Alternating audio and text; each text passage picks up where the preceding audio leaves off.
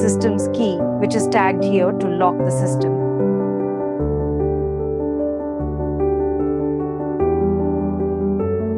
This is the main switch to turn the system on.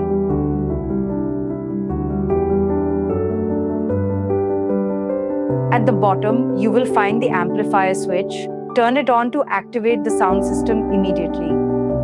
Adjust the volume using the button on the MP3 player to increase or decrease the sound. Press the light switch to turn on the flashing light.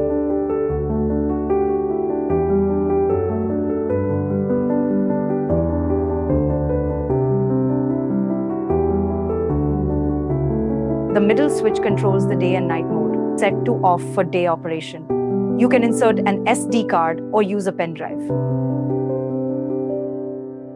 Press the mode button to switch between FM mode and aux mode.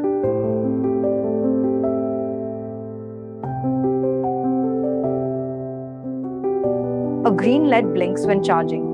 A red LED blinks when the battery is low. An orange LED is on when the system output is active.